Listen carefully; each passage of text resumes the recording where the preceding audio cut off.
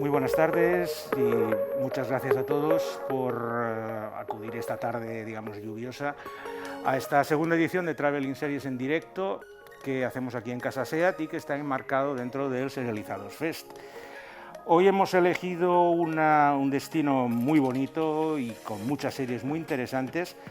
El problema es que yo casi siempre hago recomendaciones gastronómicas antes de empezar el podcast, pero claro, con todos los bares y los restaurantes cerrados, mi idea era comerme unos espagueti alle vongole con un limoncello y me he tenido que conformar pues, con una pizza napolitana que he encargado abajo y me la han traído. Porque bueno, hoy con Traveling Series con Lorenzo Mejino nos vamos a viajar a Nápoles.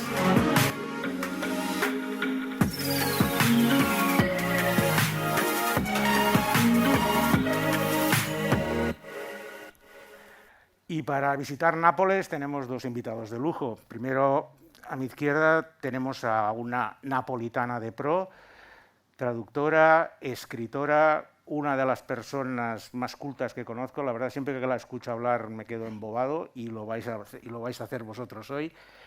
Y bueno, solo quiero pedir un fuerte aplauso para Marilena de Chiara. Gracias.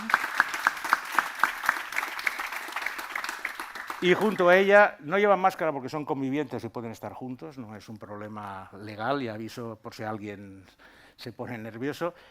Tenemos a, yo le llamaría un cronista de lo instantáneo, porque es una persona que analiza, disecciona todos los fenómenos que pasan virales y lo publica pues, tanto en La Vanguardia como en el New York Times, como en muchos otros lados. Es un prolífico escritor, es un cronista y tiene un podcast excepcional que se llama Solaris, que os lo recomiendo, porque trata de la filosofía de la tecnología desde un punto de vista que no se había tratado hasta ahora. Es un verdadero placer tener con nosotros a Jorge Carrión.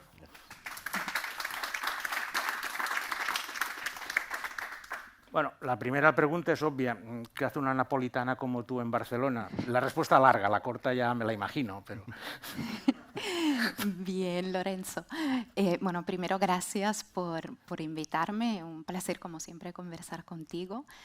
Bueno, llegué a Barcelona en el año 2003, como muchas, para estudiar, para un máster. Luego me quedé para el doctorado y bueno, también por otras razones. Pero sobre todo lo que me fascina y no deja de sorprenderme es la familiaridad que descubro cada día entre mis propias raíces y mi propia lengua y esta ciudad, ¿no?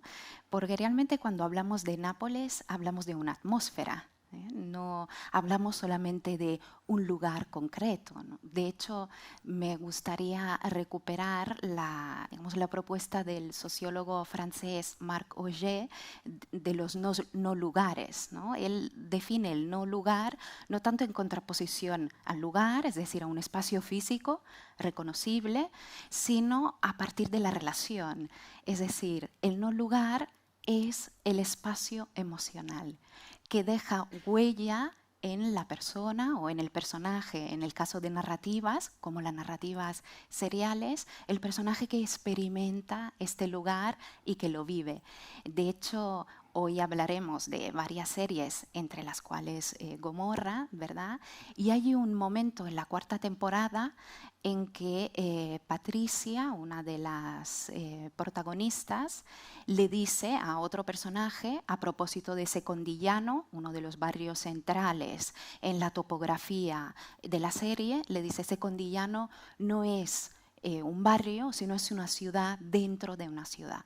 Y esto es justamente lo que es Nápoles, muchas ciudades dentro de la misma ciudad, como un laberinto, ¿no? Un laberinto de sentidos en término, digamos, triple. Sentidos con respecto a la percepción, porque tú bien mencionabas antes la gastronomía, ¿verdad?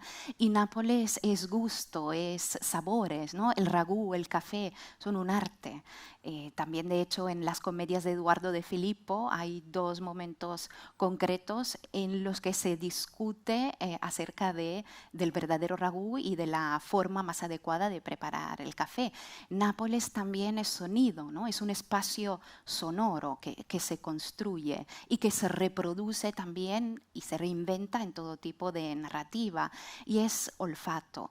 Y sentido también con respecto a significado, ¿no? Y aquí me refiero a esa duplicidad del italiano y del napoletano, esa riqueza, esta dualidad de dos lenguas que conviven y que hablan de la propia dualidad histórica y topográfica, ¿no? El Vesubio y la costa y el mar de la propia ciudad. Y finalmente sentido, entendido como dirección, porque cuando llegas a Nápoles como visitante, realmente puedes tomar cualquier dirección y los itinerarios posibles para descubrir la ciudad son múltiples. Y Jorge, ¿qué sentiste la primera vez que fuiste a Nápoles?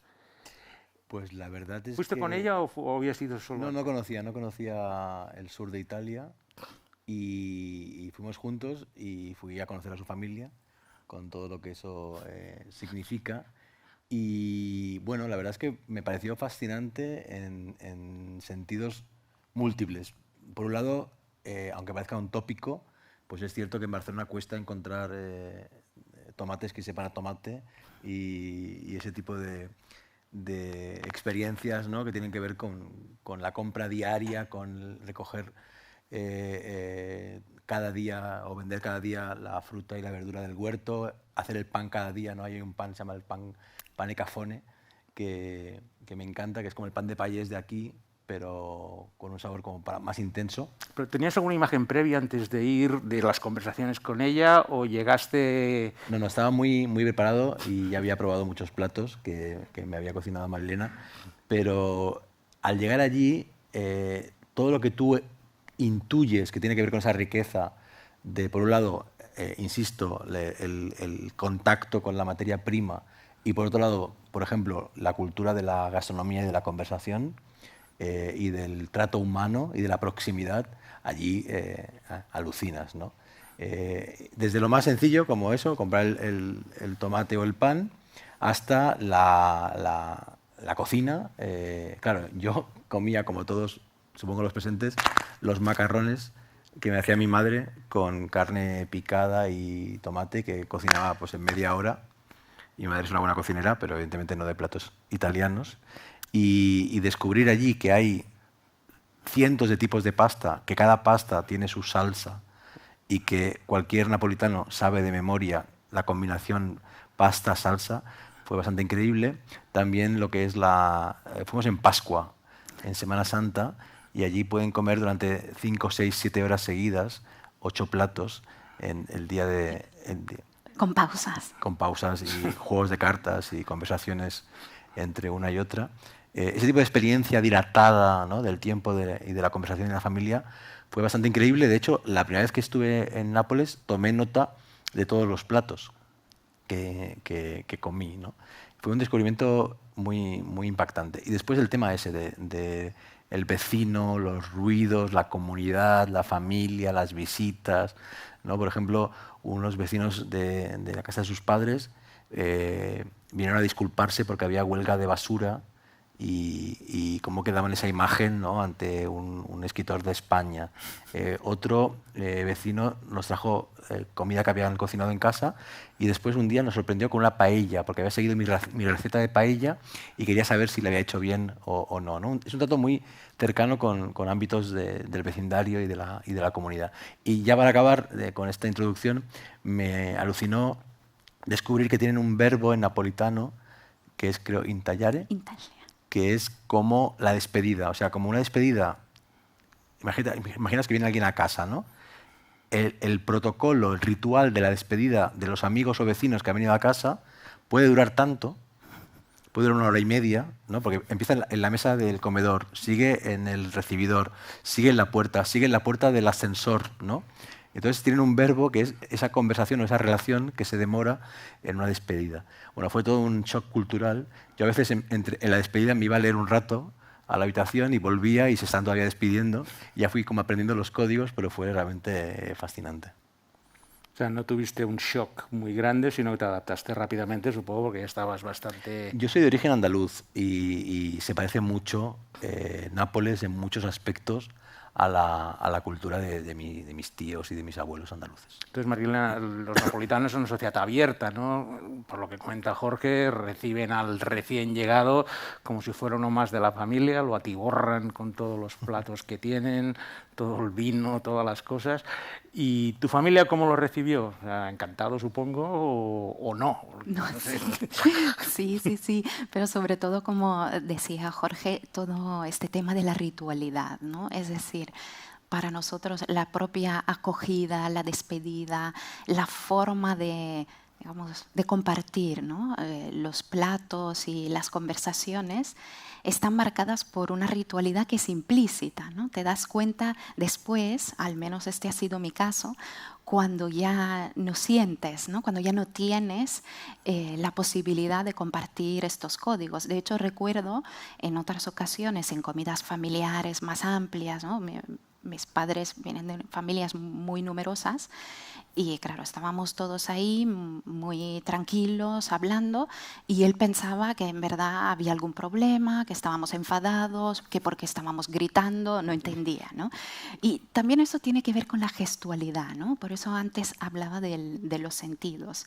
De hecho, Henri de Luca, ¿no? El escritor napolitano, él en muchos de sus textos reflexiona sobre esa capacidad táctil, ¿no? Esa plasticidad que tiene la forma de relacionarnos, ¿no?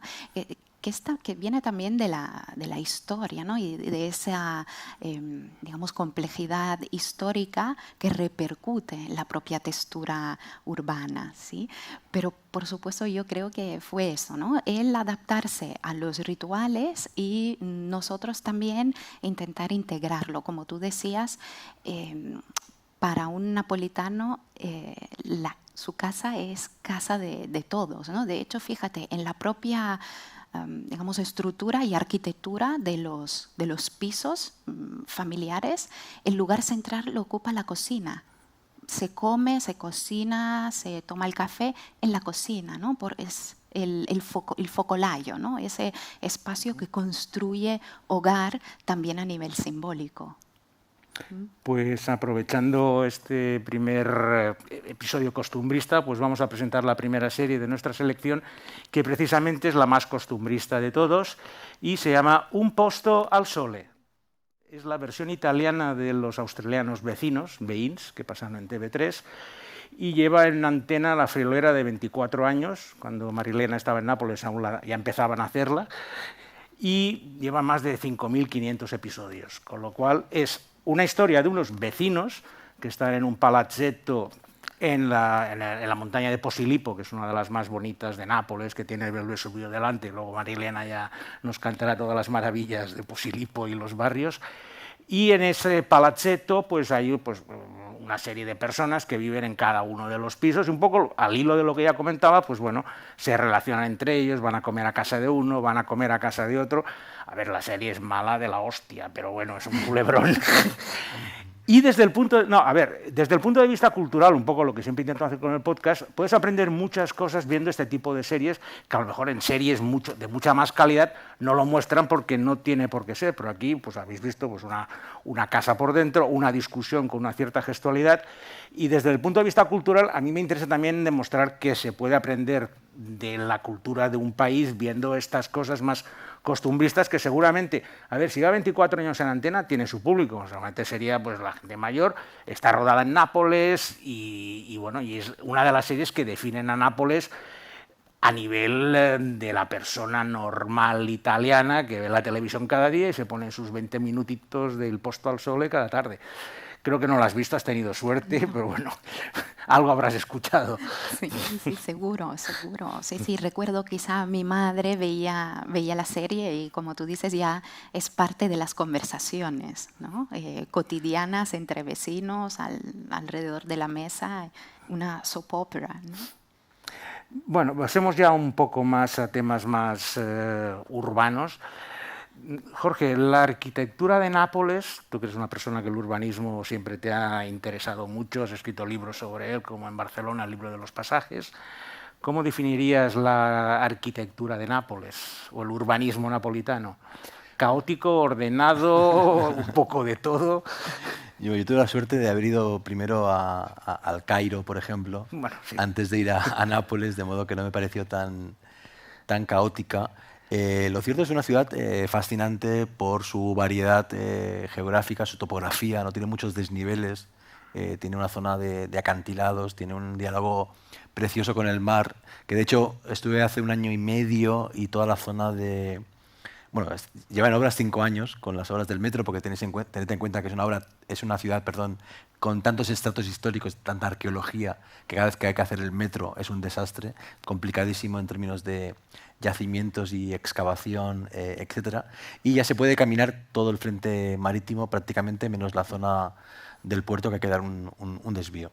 A mí lo que más me fascina de Nápoles es, por un lado, algunos espacios como muy abandonados, muy decadentes, donde de pronto pues está enterrado Virgilio, ¿no? O vivió Leopardi, y hay una placa totalmente sucia y abandonada que lo recuerda vagamente, pero después lo que más me fascina es el centro estricto, el barrio español, el centro histórico, y en particular el antiguo Decumanus, ¿no? La antigua arteria romana que atravesaba la ciudad y donde tradicionalmente se han instalado las librerías. Aún hay muchas librerías de viejo en esa zona y algunas de nuevo, como la de mis amigos de Dante y Descartes, que ahora se han hecho fugazmente famosos por ser los únicos editores en italiano de Luz Glack, la última premio Nobel. Hay 2 librerías de Dante y Descartes y muchas de libros antiguos en el antiguo Decumanus. Es la zona de los pesebres, que es un arte en sí mismo y una suerte de miniatura de Nápoles, porque no solo están los objetos y motivos típicos del pesebre representados, también están todos los oficios y todas las geografías de la ciudad en miniatura, de modo que tú vas a ver los puestos de artesanos de pesebres y accedes a un plano tridimensional reducido de la propia ciudad y su complejidad. Cuando recorrí la ciudad siguiendo las localizaciones de la amiga estupenda, descubrí otras zonas que no conocía, que son los antiguos rione. Los rione son barrios modernos de la época del fascismo que se construyeron con cero atención al espacio urbano compartido, es decir, como se ve en la primera temporada de La amiga estupenda, brutalismo urbanístico, y ahora se han integrado ya en la ciudad, de modo que tienes zonas con 2000 y pico años de antigüedad, museos impresionantes de arte antiguo, no en vano está muy cerca, como sabéis, Pompeya, y después zonas más modernas que se han ido integrando en una suerte como de cacofonía armónica durante muchos siglos de historia. Y Marilena, ¿y de qué barrio eres tú? Bueno, mi familia es precisamente la de mi madre de I Quartieri Spagnoli. Y yo nací en la colina del Vomero, pero toda mi infancia y adolescencia la pasé en Castellammare di Stabia, que es un lugar, una ciudad preciosa a lo largo, en el trayecto desde Nápoles hasta Tenemos la costa un mapa de Campania amalfitana. a ver Sí. si sale. Bueno, al lado de Pompeya. De hecho, imagínate, cuando no íbamos al colegio, ahí está. No, Entre el no. Colano y Plano. Sí, cuando no íbamos al instituto o al colegio, pues íbamos a pasar el día a las ruinas de Pompeya. Y en la serie Sense8, ¿sí? En el último capítulo, el capítulo final, ¿no?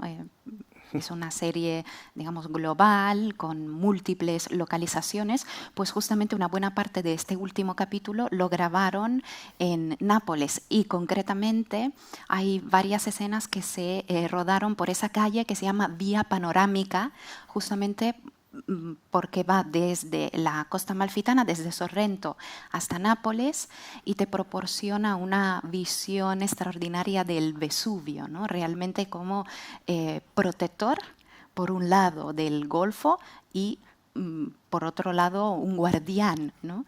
Y la escena central la grabaron, hablaba antes Jorge de la arquitectura, en Palazzo dello Spagnolo, que es un palacio extraordinario, es un ejemplo de barroco napolitano de, si no me equivoco, de 1738, y es famoso porque tiene una escalera que es, bueno, la llaman con doble ala de halcón, ¿sí? Y también es una localización, digamos, muy visible y reconocible, porque en el documental, en la película documental musical de John Turturro, que recomiendo mucho si no la habéis visto, que se titula Passione, del año 2010, es un recorrido por la historia de la música napolitana, la música clásica, y bueno, hay reinterpretaciones, covers también de canciones clásicas a partir de, por ejemplo, una que es Mala Femmina y es a partir de un poema de Totò, otras de Libero Bobbio, y bueno, ahí mismo Petra Montecorvino, que también es una intérprete bastante reconocida, canta con Facetto Mammut. ¿Sí? Pues ya que estamos viendo los barrios de Nápoles, vamos a conocer un barrio bastante central. Por lo menos cuando he estado en Nápoles sí que he ido a pasear por allí, que es Pizzo Falcone, que está al lado del Castel dell'Uovo, que es uno de los lugares más bonitos de Nápoles por la vista que tiene. ¿Y por qué nombro este barrio? Porque la segunda serie de nuestra selección tiene lugar en ese barrio específico y se llama I bastardi di Pizzo Falcone, los bastardos de Pizzo Falcone. I bastardi di Pizzo Falcone es la historia de una comisaría de policía en el barrio de Pizzo Falcone, en la cual pues han sido expedientados y expulsados casi todos los agentes de la comisaría por un caso de tráfico de drogas.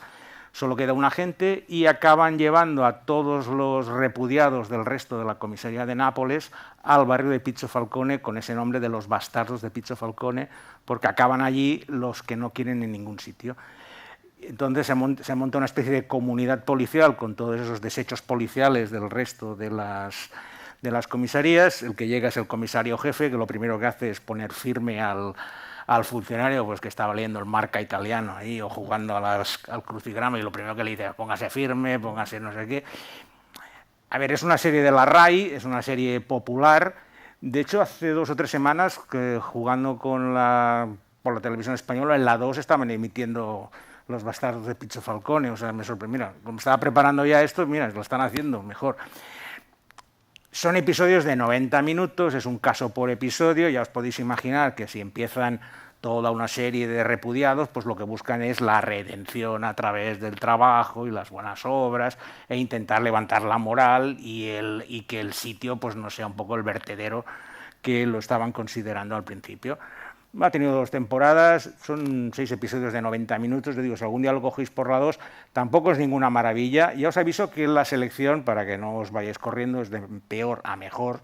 O sea, que hemos pasado la parte más dura televisiva y ahora llegaremos digamos, a la parte más noble.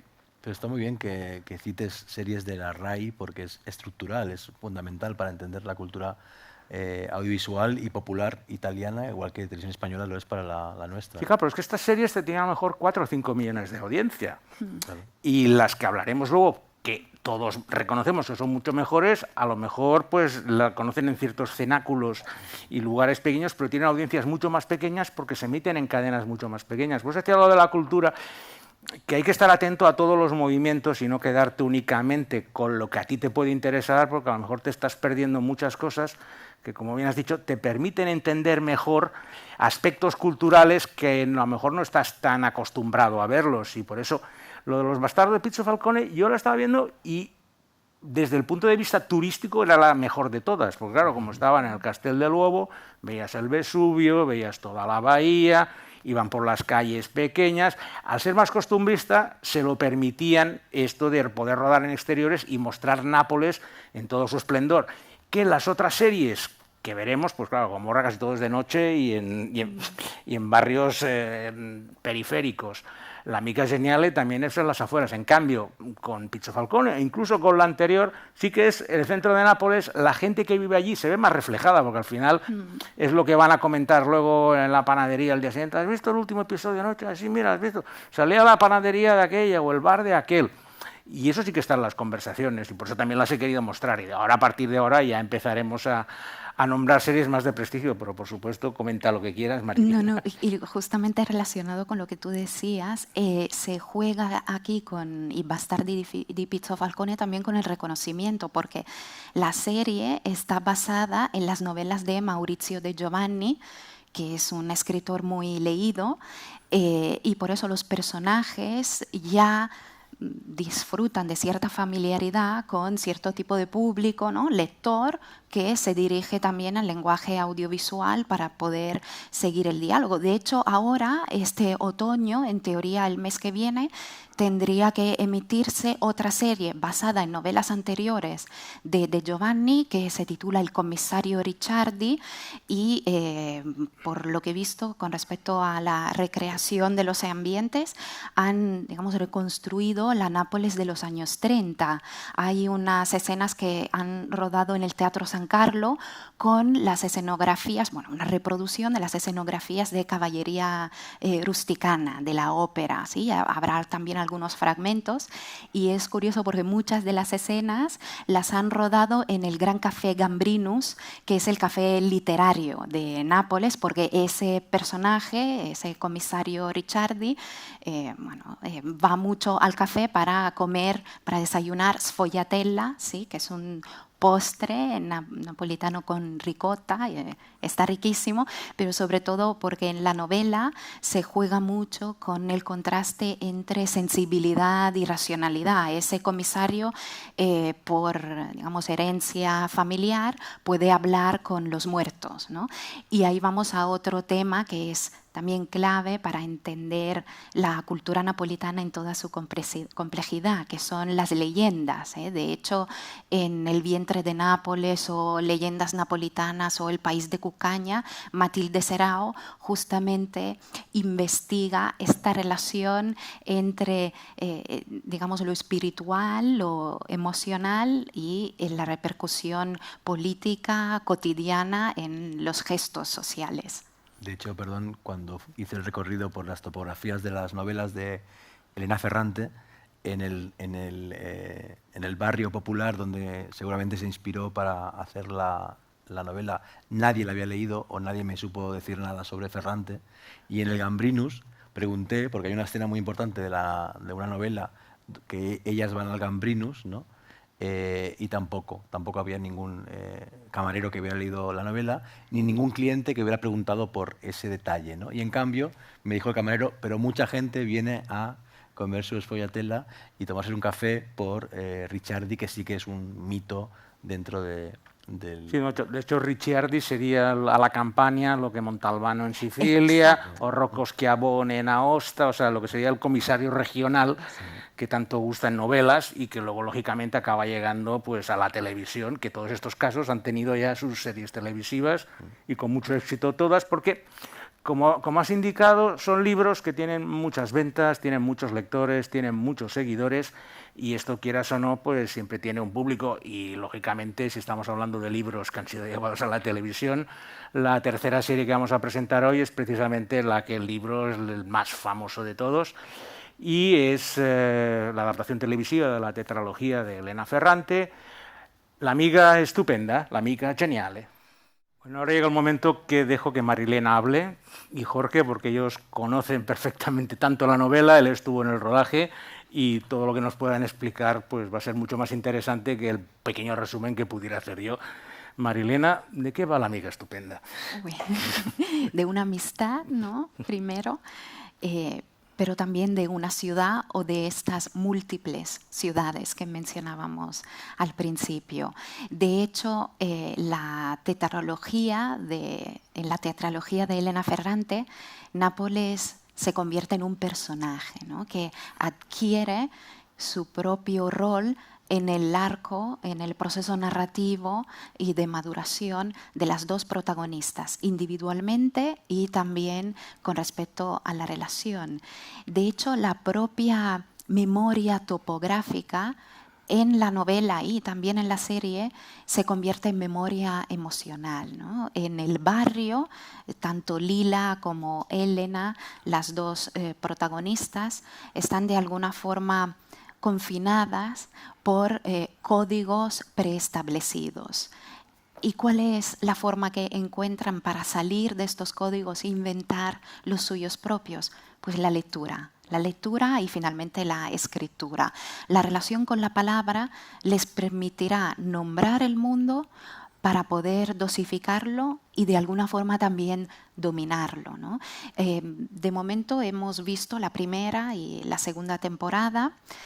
Toda la primera temporada ocurre en el barrio, ese barrio periférico, el Rione, exacto. Y en la segunda temporada ya hay desplazamientos, ¿verdad? Elena descubre Nápoles primero de la mano de su padre y ahí hay, digamos, un traspaso de esa herencia simbólica que es también lingüística, porque el Rione está determinado por el dialecto y a Nápoles ella va a estudiar al instituto, después trabaja en una librería y se reconoce, ¿no? Se redescubre y se va construyendo a través del italiano. Y finalmente se va a Pisa y desde la lejanía ella se observa y se lee, ¿no? Y realmente redescubres las huellas de este no lugar que evoca su forma de ser y también su intimidad. Y lo mismo pasa con Lila, ¿no? Del barrio, se va al barrio nuevo, a la casa con su marido, a la zapatería en el Corso Umberto, ¿no? Que sale ahí, el Red Filo. De hecho, hay una escena que en la novela es extraordinaria, en la que ella corta con una tijera y recompone un retrato de ella misma, vestida, o mejor diríamos, disfrazada de novia, porque no se reconoce, ¿no? Y finalmente acaba en una fábrica en otro pueblo de la periferia de la ciudad. Pero la propia topografía de la ciudad, con todo lo que implica, construye a los personajes y participa de su evolución y de su relación y del descubrimiento de esa identidad que también es múltiple, como múltiple es la lengua, como múltiples son las palabras que ellas utilizan para contarse y para contar la relación entre ellas. De hecho, hay un elemento que para mí es fundamental, que es el balcón, ¿no? El balcón constituye este umbral, porque a través del balcón lo exterior entra dentro, ¿no? Lo interior de las casas, los interiores, digamos, los propios olores se exponen, ¿no? Es el umbral entre lo privado y lo público, entre la intimidad y la colectividad. Y en la serie, sobre todo en el barrio, los balcones siempre están abiertos y solo se ocultan, se cierran cuando se quieren, digamos, ocultar secretos, ¿no? que también construyen parte de la novela. Sí, porque de hecho la historia es la historia de dos amigas a lo largo de todos los años, empezando en los años 50 y luego... Yo no he leído los libros, solo he visto la serie, pero vamos, por lo que he ido viendo, va progresando y al final son las dos Elena y Elenu, que van creciendo, van cambiando las actrices, que también, pues bueno, ya esto hablaremos luego, pues se empieza a descompensar bastante con los cambios de actrices. Pero Jorge, tú estuviste en el rodaje, además, pudiste conocer a Saverio Costanzo, el creador, director y alma mater de la adaptación, y bueno, explica tus impresiones. Lo conocí fugazmente y él sí que cree que es genial. Las chicas no sé si lo creían, pero él sí que lo creía. Primero hice ese recorrido que os contaba y ahora que tenemos el mapa se puede ver muy claramente desde el Rione, que estaría a la derecha del mapa, de hecho detrás de la estación de tren, que se ve a la derecha. Y de hecho la evolución del personaje, de los dos personajes, se puede leer topográficamente, porque escapan del Rione, una porque estudia y trabaja en la librería que está en Por l'Alba, que es esta zona de las librerías tradicionales de Nápoles, un lugar precioso, y después consigue irse fuera de Nápoles y escapar al norte de Italia, y la otra tiene una experiencia fuera del barrio, también bueno, en Piazza Italia, que es la zapatería famosa, ¿no? Donde la abre su marido para venderle a los ricos los zapatos que hace su familia. De modo que se podría leer ese itinerario en clave topográfica. Y también son dos vidas paralelas, porque una se vuelve escritora y es la que nos cuenta la historia, y la otra se vuelve programadora, o sea que también escribe. ¿no? Pero con otro lenguaje, y las dos toman las riendas de su vida a través de lenguajes que ellas mismas crean. En efecto, estuve en el rodaje y fue muy impresionante ver el Rione, que habéis visto en el tráiler, cómo estaba realmente construido. En Caserta, ¿no? Construyeron un Rione auténtico, con paredes de verdad, con muros, con cemento, con asfalto, tal como era el Rione Luzzati en los años 50. Y lo único que no era de verdad, digamos, que era un croma que rodeaba todo el Rione, era, por ejemplo, el tren que habéis visto pasar, era una proyección del croma. Pero las casas y las plazas era todo sólido, y las tiendas. Y conocí también, entrevisté brevemente al director de arte, y todos los objetos que había en el Rione, todos eran auténticos. Es decir, las cajas de madera eran de los 50, las libretas y los cuadernos escolares de la escuela y de la papelería eran auténticos, y gastaron una fortuna en recrear todo eso. ¿Tiene sentido? Claro, yo vi el rodaje y después vi la serie, ¿no? Y no le veo el sentido. Creo que hubiera sido mejor gastar menos dinero en según qué cosas y haber contratado a un buen director. Porque este Costanzo, que habló con nosotros, con la prensa, con gafas de sol, recostado y con resaca, diciendo que era una película en 10 capítulos, esa gran tontería, no está a la altura. Yo creo que hay un problema de dirección de actores.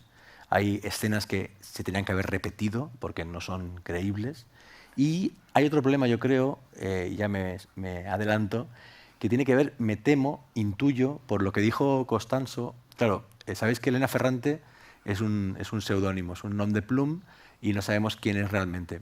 Parece ser que es Anita Radja, una traductora y escritora, pero no es 100% seguro porque no lo ha confirmado ni ella ni la editorial. En cualquier caso, a esta mujer, si tú la quieres entrevistar, tienes que enviarle las preguntas a su editor, y digamos que hay siempre esa mediación. Bueno, pues Costanzo tuvo que trabajar así, con un fantasma, ¿no? Y Ferrante insistió en que quería ser co-guionista. Y yo diría que los problemas narrativos de subrayados innecesarios, de excesiva literalidad, de excesivo respeto del texto, tiene que ver con el hecho de que Ferrante estuvo velando por la integridad del guión, y yo diría que eso es un error porque una serie es otro lenguaje y tiene que tener un margen, ¿no?, de cambio y de experimentación que yo no supe ver. Yo vi la primera temporada, pero no he visto la segunda porque no me parece que sea tan interesante como para verla. Tú, Marilena, los libros te encantaron, Sí. pero la serie creo que muy decepcionada también. Es que creo que el problema, ¿no?, es el que comentaba Jorge. Realmente no hay una traducción, no hay un tránsito entre lenguajes, ¿no?, sino una reproducción de capítulos, fragmentos enteros de la serie. De hecho, la voz en off que hemos escuchado está presente a lo largo de toda la narración, y también incide mucho en el ritmo. Yo creo que había ahí una oportunidad realmente potente de contar la misma historia con otro lenguaje, ¿no?, y utilizar matices que son propios del lenguaje audiovisual. Por ejemplo, en la serie, digamos, esos sonidos que son propios del dialecto están integrados. Claro, en la serie todo eso se pierde, ¿no? No sé si es un problema de dirección de actores o digamos, del propio guión, pero sí me parece que falta algo, y sobre todo en términos de ritmo la encontré muy, muy lenta, cuando narrativamente en la novela el ritmo está perfectamente graduado. Sin embargo, no es mi caso, me consta que a mucha gente le ha encantado la serie. Incluso en Estados Unidos, críticos como Alan Sepinwall tienen a La amiga estupenda dentro de las listas de las mejores. ¿A qué creéis que se debe, digamos, estas disparidades de criterios? Normalmente las series, o sea, puedes tener diferencia de opiniones, pero en este caso es de los casos que veo que gente que conoce bien los libros o está completamente enamorada o, como en vuestro caso, completamente decepcionado. No existen muchos matices en este sentido. Bueno, yo creo que la primera lección es que tenemos demasiado idealizada la crítica norteamericana. O sea, Lorenzo Mejino probablemente es mejor crítico que Alan Sepinwall y seguramente ha visto muchas más series, eso seguro, que Alan Sepinwall. De modo que, la verdad, yo creo que no se puede defender la calidad estética y narrativa de La amiga estupenda desde ningún punto de vista, incluso pese a haber generado un auténtico hype, ¿no? Con una gran... es una coproducción, no es de HBO, son varias compañías asociadas. Bueno, este escenario que os decía del Rione, han alquilado ese terreno por 10 años, porque van a hacer escenas en varias temporadas, ¿no? O sea, ha sido una inversión económica brutal. Yo la verdad es que no le veo nada defendible. Cuando la vi por motivos profesionales y sentimentales, porque yo leí las novelas para entender mejor a Marilena, de algún modo, y creo que para entender bien la cultura napolitana es un gran texto, ¿no? ¿Que era más Lena o Lenú? Pues la verdad es que creo que tu itinerario vital se parece bastante al de la narradora, ¿no? Ella también se fue a estudiar a Roma, ¿no? Y como que consiguió escapar de los límites de la cultura local. La verdad es que no. Y en aquella época todavía veía las series para poder opinar. Ahora ya no pierdo el tiempo. Y entonces con Patria he visto 2 y no voy a ver más, porque con Patria ha pasado lo mismo. Me parece el mismo tipo de realismo que subraya y que respeta demasiado la novela original. Yo recuerdo un artículo que escribiste que me pareció genial, que se llama Mi Nápoles Geniale. Para Altair. Sí, para Altair Magazine, de hecho está online, diseñé unos itinerarios. Sí, pero era como una especie, como una respuesta de cómo una napolitana le va a explicar un libro, cómo es su... Entonces, bueno, explica un poco lo que querías explicar con este artículo. Sí, era como Mi Nápoles Geniale. Sí, era un diálogo, ¿no? Un diálogo con estas novelas y un reencuentro, porque realmente desde la lejanía yo pude reencontrarme ahí, o sea, me pude ver, me pude reconocer y también reconciliarme con, digamos, estos códigos a veces estrictos y otros de los cuales ni siquiera era consciente, ¿no?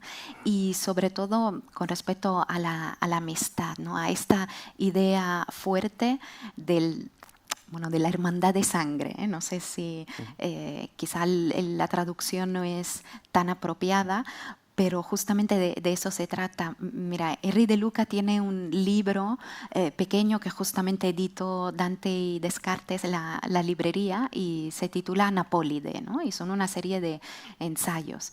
Él se fue de Nápoles cuando tenía 18 años, bueno, como yo. Y ahí dice, en verdad, si yo no puedo definirme apólide, ¿no? Sí puedo llamarme Napólide, porque en el fondo Nápoles se te queda en las venas, ¿no? Permanece en tu piel y te das cuenta de la ausencia en la presencia, cuando la redescubres y la reencuentras en un sonido, en algo que estás comiendo, en una memoria visual o olfativa, o en una narración, como es el caso de las dos, de Lila y de Elena. Y el papel del dialecto, has hablado un poco del dialecto, pero en este caso creo que es el momento indicado para que comentes un poco el dialecto napolitano, que luego en Gomorra es ubicuo por todos los lados, pero aquí sí que también es presente, en especial al principio. Sí. ¿Cuál es la diferencia entre el napolitano y el italiano? Un poco para los que no estén tan versados en semiótica y en lingüística. Sí, bueno, el dialecto napolitano de hecho podría tener tranquilamente estatuto de lengua, ¿no? Como lo tiene el dialecto sardo de Cerdeña, se pueden emitir documentos oficiales, lo mismo ocurre con el dialecto siciliano o con el de Calabria, con el dialecto calabrese, tiene una propia gramática, sintaxis y sobre todo una tradición literaria extraordinaria.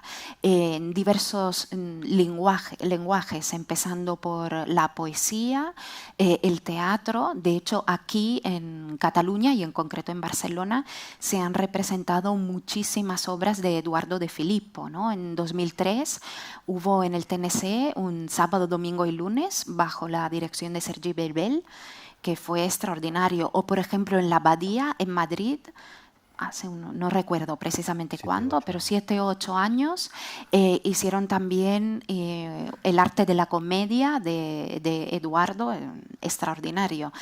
También por esa familiaridad que mencionaba al principio entre nuestras culturas y esta fusión entre lo colectivo y lo privado.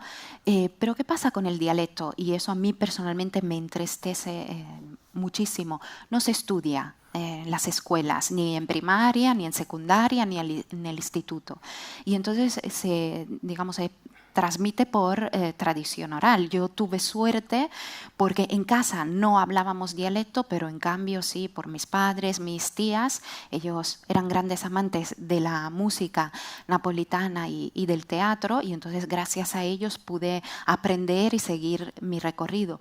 Pero hay esa dualidad fuerte entre el italiano, ¿no?, la lengua nacional. Eso se debe también a razones históricas, ¿no? Cuando se unifica Italia, 1861, se barre completamente toda la diversidad lingüística y se opta por una lengua común, el italiano.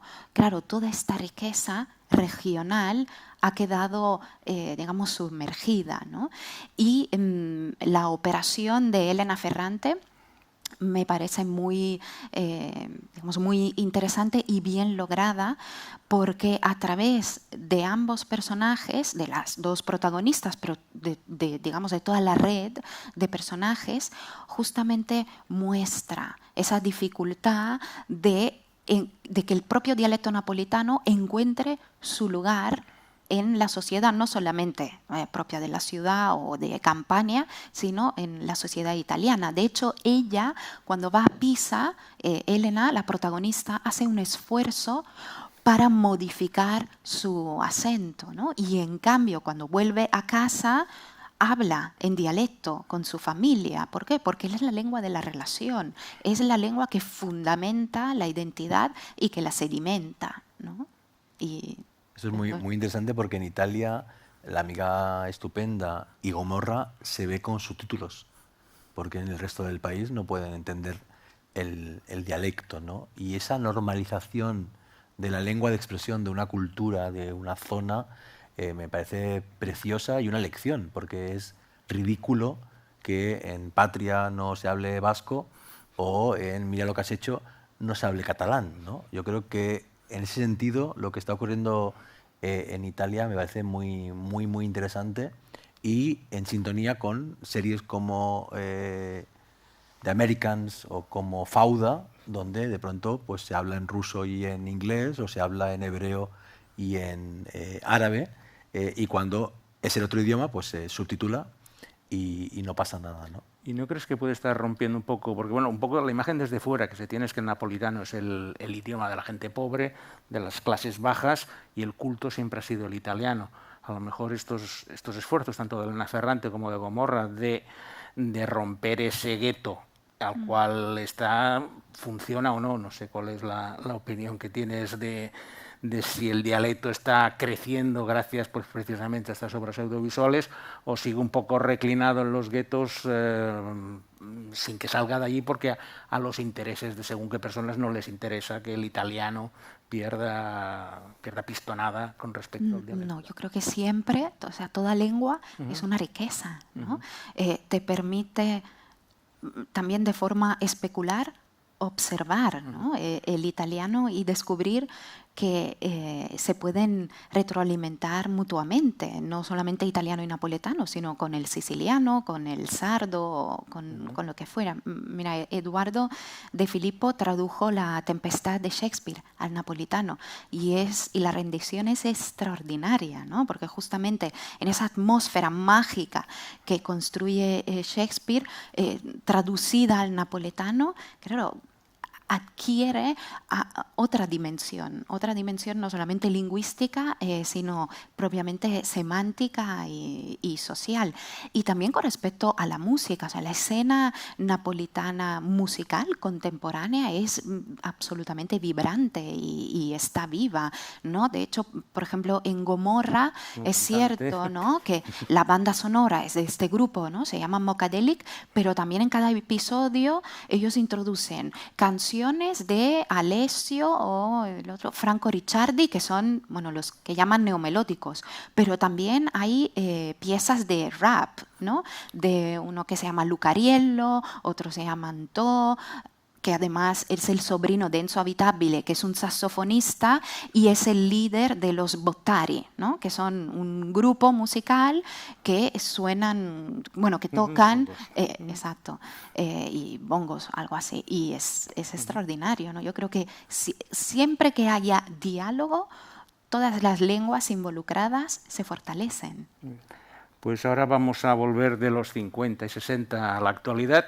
En este caso tengo que reconocer que fue una propuesta que me dijo Jorge, porque no había caído en ella cuando había hecho la selección primera, pero en cuanto me lo dijo, digo, es verdad, esta tiene que estar aquí, aunque solo sea un episodio, pero si en Nápoles han estado Los Soprano, esto lo tenemos que ver. Non è stato niente, solamente uno sparadracco. Era solamente un sparadracco. Just a kid. Lasciatoi, ma sta facendo a mio figlio? Sì, che l'è malato! Lasciatoi, ma sta facendo! È ritardato! Non fare! You act the kid only got firecrackers on him.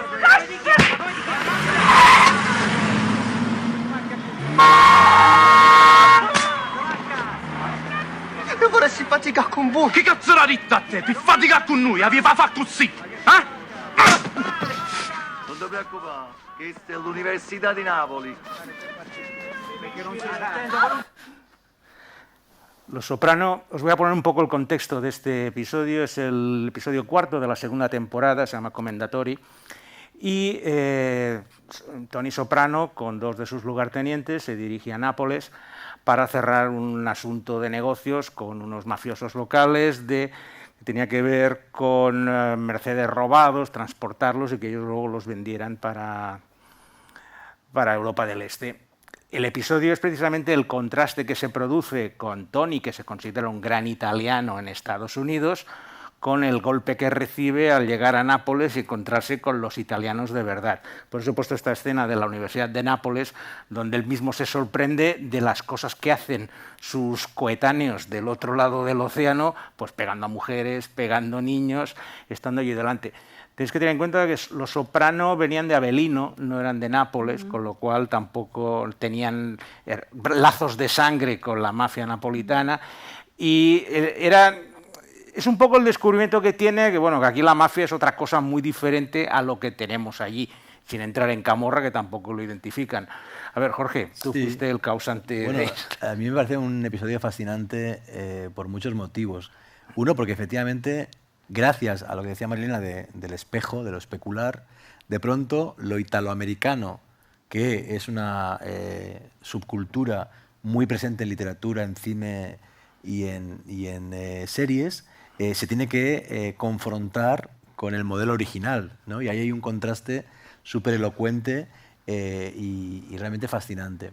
El hotel donde se alojan es una maravilla, tienen las fotos del rodaje con mucho orgullo, y a mí me parece también muy buena la historia, porque Tony va con Polly, ¿no?, que hemos visto en la imagen, y con su sobrino, con Christopher, y de hecho tendrá repercusiones, porque después... Fulcio, claro, el personaje de Fulcio aparece aquí por primera vez. Va a haber un italiano que va a ir a Estados Unidos y que va a acabar enamorándose de la mujer de Tony, con todas sus consecuencias, ¿no?, funestas, pero muy ricas y muy interesantes, en parte porque ella es católica y ya se había enamorado del cura de la familia en la temporada anterior, en la primera temporada. Bien, él viaja, Tony, con Polly y con Christopher, con su sobrino, y Tony es el viajero. O sea, se integra, seduce a la líder de la mafia local, come, viaja, hace turismo, se integra totalmente. Polly, que es el que más italiano se creía de todos los mafiosos de la serie, el pobre no consigue conocer a nadie, saluda, cree que habla italiano pero no habla italiano, no lo aceptan, y es una constante frustración. De hecho, hay un cameo de David Chase, en este episodio, Sí. que está sentado en una mesa y le dicen commendatore y él saluda, no dice absolutamente nada, pero bueno, no deja de ser. Se lo dice Poli a él, commendatore. Sí, sí, pero no David le, Chase dice- no le hace caso. Y Christopher es el viajero inmóvil o es el viajero psicodélico, ¿no? Llega, conoce en el hotel a unos italianos que le dan droga y se pasa toda la experiencia napolitana drogado, ¿no? Y es un capítulo sobre la impostura, es un capítulo sobre la máscara, sobre la identidad, sobre hasta qué punto, si eres norteamericano, también puedes ser irlandés o puedes ser italiano o puedes ser judío, ¿no? Ese tipo de contrastes. Y la máscara llega hasta el propio, digamos, hasta la propia factura del capítulo, porque la actriz que interpreta a la líder de la mafia local, ¿no? Que tiene aspecto de súper italiana clásica, ¿no? A lo Sofía Loren, en cambio es Sofía Milos, es griega. que es suiza, de padre italiano y madre griega, de modo que en la representación, ¿no? escenográfica de lo napolitano, lo que hay es un juego de espejos muy interesante y un sinfín de imposturas. Bueno, hemos estado en Nápoles, vamos a visitar un poco los alrededores, que también son preciosos, y esto aquí sí que puedes hacernos de guía. Pues bueno, tenemos Sorrento, tenemos Ischia, que sale la amiga estupenda, tenemos, bueno, ascender al Vesubio. No sé si has subido al Vesubio alguna vez. No, yo Pues mira, aquí podemos dar una batallita, porque además el que subió conmigo está en la audiencia. O sea, bueno, subir al Vesubio es una romería. Lo que pasa es que tiene dos partes. Tú llegas al parking de abajo y te dicen, bueno, en una horita llegas al borde del cráter. Tú vas subiendo, al lado de autobuses, niños, chinos, vamos, todo lo que está en el parking acaba subiendo para arriba. Y luego llega la parte profesional donde un guía lo puedes contratar y entonces te lleva por entre las fumarolas a la parte más alta del Vesubio. No es que tenga mucho más riesgo, pero bueno, deja de ser una manera de sacarte un dinero extra del que te han sacado de la entrada. O sea, que si vas a Vesubio, la experiencia puede ser, digamos, la sencilla, subir con toda la gente hasta el primer mirador, donde ves humear un poquito, y luego ya la peligrosa, que es bordear el cráter con un guía. El día que estuve no había cuerdas, pero vamos, ahora no te extrañe que con todas las nuevas regulaciones igual te hacen ir con cuerda y atado. Entonces das la vuelta al cráter, media horita más, y vuelves al punto de partida. Esta es la experiencia de subir al Vesubio, o sea que no te has perdido mucha cosa, pero esto pasa siempre, lo tienes delante toda tu vida y nunca vas. Exacto, exacto. Pero sí, como tú decías, está Ischia, ¿no? Procida, Capri. ¿Cuál es tu sitio preferido? Ay, difícil. Hay un pueblo muy pequeño que está al lado de Positano, como a 600 metros. De hecho, se puede ir andando. Se llama Atrani. Es un pueblo de pescadores. De hecho, fuimos juntos y es una belleza. Y luego hay otro por el camino hacia la costa amalfitana que se llama Furore, y le dicen el pueblo pintado, porque todas las casitas están pintadas de colores distintos. Y esos son para mí dos lugares extraordinarios. Pero también las islas. De hecho, por ejemplo, Raffaele La Capria o Curzio Malaparte o Anna María Ortese. O sea, ellos reflexionaron sobre esta relación de Nápoles en su unicidad, pero como parte de un archipiélago, ¿no? Realmente parte de la península con la mirada hacia las islas, ¿no? De hecho, en Capri están estas dos rocas que son i Faralloni, bueno, acarrean todo un peso mitológico, ¿no? Y realmente se han convertido también en símbolo visual del paso, ¿no? Como un rito de paso es en barco, ¿no? Pasar por dentro de estas dos rocas que hacen de puente entre la costa y la isla de Capri.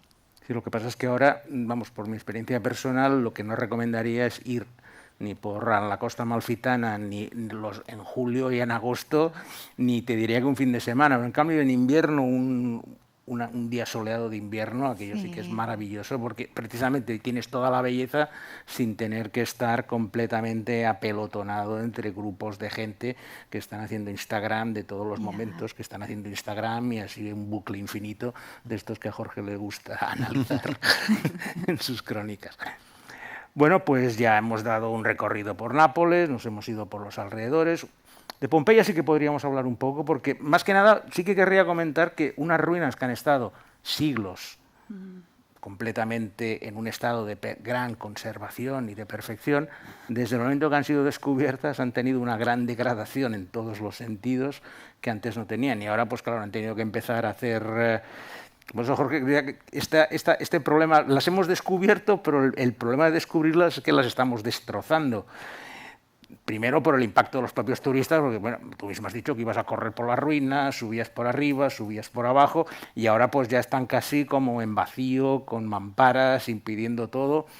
Un poco que somos capaces de destrozar cosas que han estado siglos, siglos y siglos completamente inalteradas, y Pompeya parece un caso bastante evidente. Sí, bueno, yo creo que el problema de Italia en general y del sur en particular es el exceso de patrimonio, ¿no? Que es totalmente imposible de gestionar. O sea, no hay presupuesto que pueda mantener todo el patrimonio napolitano y de Pompeya conservado, restaurado, protegido, catalogado, etcétera. Yo estuve en Pompeya y tuve una experiencia muy extraña porque bueno, me encantó, estuve muchas horas, etcétera, pero de pronto vi una zona y me desvié y me perdí, me metí por un camino que no tenía que ver y de pronto no podía volver.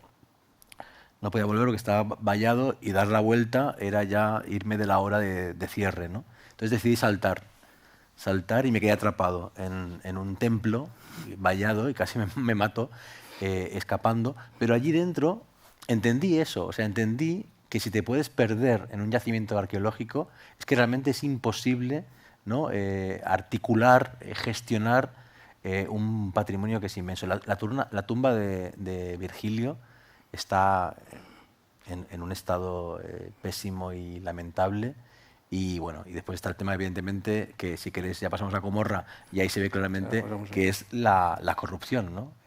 Estructural. Es que cualquier presupuesto que se destine a algo así, como convertir... Por ejemplo, estaba el Museo Macro, que me gusta mucho, de arte contemporáneo, lo tuvieron que intervenir hace 3 años, porque habían encontrado un agujero en la contabilidad terrible, y era la colección privada de una coleccionista norteamericana que quería que estuviera su colección en Nápoles. Y han tenido que refundarlo porque es muy difícil escapar a lo que justamente denuncia Gomorra, ¿no? Pues aprovechando el pie que me ha dado Jorge, vamos a presentar la última serie de nuestra selección napolitana de hoy, que no podía ser otra que Gomorra. Gomorra es una serie que viene de una película, que viene de un libro, que es una traslación que pocas veces suele funcionar, pero en este caso casi me atrevería a decir que la serie es lo mejor de toda la colección. Es la historia de un clan de la Camorra, que se llama el clan sabastano, y como en estos casos, pues bueno, tiene el jefe del clan y los problemas de la sucesión van a provocar pues un cataclismo de los cuales podéis haber visto algunas imágenes aquí. Este clan domina 2 barrios, Scampi y Secondigliano, que son 2 barrios que, si habéis visto el brutalismo de las imágenes, con unas arquitecturas realmente imposibles hoy en la actualidad, pero que se hacían en los 60 y en los años 70, y esa arquitectura define mucho lo que sería la serie. Y ahora, Jorge, aquí sí que te dejo que expliques todo lo que sabes de Gomorra, todo lo que te parece, has visitado los barrios, has estado por todos los lados. Es que Gomorra realmente sí que me parece una de las series más extraordinarias de los últimos años, y para mí está en el canon, me parece muy buena. Y yo estuve ahí, en esos edificios, y pasé miedo, creo, sugestionado por la serie, porque realmente es un barrio marginal, como puede serlo La Mina, pero con una mitología muy poderosa. Y la serie no le hace justicia al barrio. En el barrio, por ejemplo, hay un movimiento musical de jóvenes que están con la música encontrando otras formas de expresarse y de salir de la marginalidad, y eso no está representado porque es una serie muy centrada en la violencia y en la camorra. Hay mucho que comentar, ¿no?, sobre Gomorra. En efecto, está basada en una novela, porque no es exactamente una crónica de Saviano, por la cual tuvo que exiliarse. Él no ha podido volver nunca más a Nápoles después de publicar ese libro, porque estuvo semi-infiltrado en la camorra. Después se convirtió en una película muy buena, que recomiendo, después una obra de teatro interesante, y la cuarta encarnación del proyecto es la serie que, en efecto, para mí está a un nivel todavía superior ya en la ficción, ¿no? Es un camino de la semificción a la ficción absoluta. De todo lo que se podría decir sobre Gomorra, aparte de que la producción es impecable, yo destacaría dos cosas. Una, es una serie muy buena, de altísima calidad estética, narrativa y técnica, que no imita el modelo norteamericano, sino que crea un modo de contar la historia basado en el libro, en el cual durante la mayor parte de las temporadas había una historia episódica de un personaje secundario o incluso muy en segundo plano, ¿no? Y la historia principal. Y eso no lo había visto yo, al menos en ninguna de las series canónicas de HBO o de las grandes productoras de Estados Unidos. Y lo segundo es que en el guión cada palabra pesa, cada palabra cuenta y cada silencio cuenta. Hay muy poco texto y hay mucha gestualidad, mucha elocuencia en la música, en las transiciones, en las miradas, y eso es extraordinario. Por otro lado, y esto Mariana lo sabe mejor que yo, se convirtió en un fenómeno sociológico alucinante, ¿no?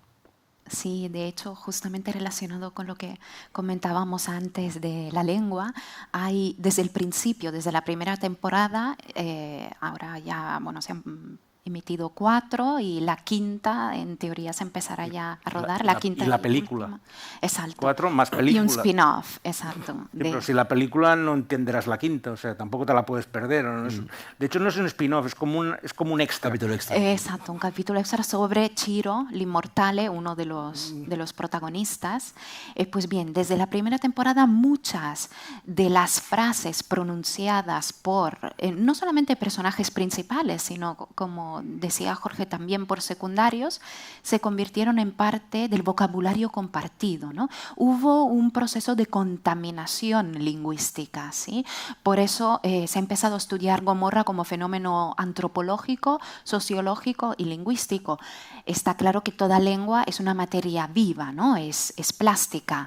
Y aquí no se trataba de trasladar la realidad a la ficción, sino la ficción construyó, como toda ficción, sus propias armas a través de la mentira, ¿no? De contar una realidad ya existente. Y esa misma realidad, ¿no? Así de forma circular, se apropió de este nuevo vocabulario plasmado por la ficción. Y ha vuelto a pasar ahora con el confinamiento por el coronavirus. En marzo y en abril, de hecho, salió en República, en muchas de las calles de Nápoles, sobre todo las calles estrechas y Vicoli, se colgaron de balcón a balcón sábanas o pancartas pintadas con frases de Gomorra. Por ejemplo, hay una que era la más común, la más repetida, porque en la segunda temporada don Pietro Savastano, el jefe, ¿no? de la familia, le dice a su hijo y a su equipo, ya recuperaremos, no os preocupéis, ya recuperaremos todo lo que es nuestro, ¿no? Y lo pusieron ahí. Y después Marco Amore, el actor que interpreta a Ciro, hizo un vídeo que se convirtió en viral, justamente invitando a todos los italianos a quedarse en casa y protegerse y cuidarse, utilizando una de las frases más repetidas de la serie, que es, no te preocupes, stai senza pensieri, ¿no? Y le decía así, invitaba a quedaos en casa para que nosotros no nos preocupemos, ¿no? Y esta es una de las operaciones que han ocurrido con Gomorra. Y luego el otro tema, mencionaba Jorge, la pureza y también la densidad, ¿no? del guión en términos narrativos. Y eso depende también de los personajes, porque hay unos personajes tan complejos que nunca se nos presentan en todas sus facetas, ¿no? Siempre queda algo secreto que tenemos que descubrir. Y las relaciones entre ellos también se gestionan de forma especular, ¿no? De hecho, tenemos estos espacios abiertos como Le Vele, este barrio de Secondigliano que hemos visto, de Scampia, perdón, que hemos visto y que se demolieron de hecho en este año, en febrero, y también lugares concretos de Secondigliano, del centro de la ciudad, pero sobre todo los interiores, ¿no? Los muebles, todos los detalles, los cuadros colgados en la pared, las estatuas de los santos, nos hablan de estos personajes. Y podemos tener idea de las relaciones entre ellos y de la jerarquía interna dentro de las familias justamente por cómo están decoradas las casas. Y esa especularidad entre padre e hijo, ¿no? Don Pietro Savastano, que por cierto, esto es una anécdota graciosa, el actor que es Fortunato Cerlino, también ha actuado, por ejemplo, en Hannibal, ¿sí? La serie, no recuerdo de quién la pronuncia. Okay. Pues después de Gomorra, bueno, no voy a hacer spoiler, pero bueno, él actuó en una película que se rodó integralmente en Nápoles, que se titula I Falchi, porque I Falchi son una unidad móvil anticorrupción específica que tiene la ciudad de Nápoles. Y él contaba en las entrevistas que la gente lo paraba en la calle y le decía: yo no me lo creo, don Pietro, ¿cómo usted, ¿no? de camorrista ha pasado ahora a ser policía e ir en contra de los camorristas, ¿no? Pero decía esta relación entre padre e hijo. Está don Pietro y después toma el relevo Jenny, su hijo. Y en verdad, todo el recorrido de Jenny es una odisea, ¿no? Él quiere volver a casa, ¿no? El suyo es un nostos, es un viaje al revés, ¿no? Se va, exacto, y finalmente vuelve. Y hay un momento bellísimo en el que es el propio espacio, la habitación cerrada, que ya determina ese cambio generacional entre el padre y el hijo. Sí, de hecho, hace 2 o 3 años estuvieron aquí los guionistas principales, Leo Fasoli y Maddalena Ravagli, y nos explicaron el proceso que tenían para realizar las temporadas, que era tener un arco, pero luego en cada episodio sacar un personaje terciario, un extra, lo ponían en el centro de la historia para hacerla avanzar en un momento determinado, pero tú ya sabías que ese no llegaba al siguiente capítulo. O sea, directamente aparecía un chico en una moto. Es que en la primera temporada estos son del libro, son historias del libro. Sí, pero luego han seguido utilizando. Han seguido con el recurso. Y me acuerdo que explicaban que ellos iban al barrio acompañados de uno de los... Iban con permiso, iban con una persona, no, vienen conmigo. Creo que cuando fuiste también fuiste en situaciones similares, porque no puedes ir allí en plan turista y meterte por esos callejones, sino que tienes que ir con alguien que te permita tener un salvoconducto. Y ellos, cuando iban a documentarse, pues iban allí y incluso hablaban con camorristas que estaban en la cárcel, pero siempre con el permiso. Y de hecho al principio me comentaban que lo recibieron un poco como a Saviano, cuidado, cuidado, pero luego cuando lo vieron, lo que has dicho tú, pues oye, esto, mira, nos están heroicizando, nos están poniendo por las nubes y están orgullosos y están cogiendo, pues eso, la parafernalia de la serie para su propia vida. Es que es algo increíble, o sea, creo que es los martes que se emite, me parece que es los martes, y son 2 capítulos por semana. Y se paralizaba Italia. La cuarta temporada en cines se estrenaron. En cines. En cines y fueron el taquillazo de audiencia. Un fenómeno brutal. Y, como decía Marilena, totalmente reversible y con muchas capas. Por ejemplo, estas frases forman parte ya de la cultura popular y del humor. Entonces los amigos, entre ellos, hacen bromas diciendo frases de Gomorra, o en el móvil, ¿no? En vez de sonar el timbre del móvil, te suena una voz de un personaje diciendo una de estas frases. Pero a la vez, con efectos terribles. Por ejemplo, en la segunda y tercera temporada se habla de cómo los jóvenes y adolescentes se rebelan contra los mayores, y hay un relevo generacional en la camorra, y esto provocó que los jóvenes camorristas intentaran lo mismo, y murió mucha gente. O sea que la ficción está cambiando la realidad y viceversa, ¿no? En el mundo, en el micromundo de Nápoles. De hecho, se está rodando la 5ª temporada. Incluso yo he tenido la sorpresa de encontrarme a Salvatore Esposito en la 4ª temporada de Fargo. Sí, sí, sí, sí, sí. O sea, que era un actor que no tenía ninguna experiencia, había hecho una serie que se llama El clan de los Calavesti, de los mafiosos de Caserta, y aquí se ha vuelto una gran estrella hasta el momento que ya lo fichan para hacer de mafioso italiano en la serie, en Fargo, que no es una serie cualquiera precisamente. Creo que ya estamos llegando al final. No sé si tenemos tiempo para alguna pregunta. Sí, a ver. Si alguien quiere hacer alguna pregunta, más que nada por si queréis alguna aclaración o alguna después de esta erudición que os hemos soltado sobre Nápoles, la campaña y todas las series, encantado de poder resolver las dudas que tengáis o las preguntas. Con erudición quieres decir rollo, ¿no? Erudición es rollo. Erudición, no, rollo no. Si no habré dicho ladrillo. Y no sé. Además no se ha dormido ninguno, o sea, no.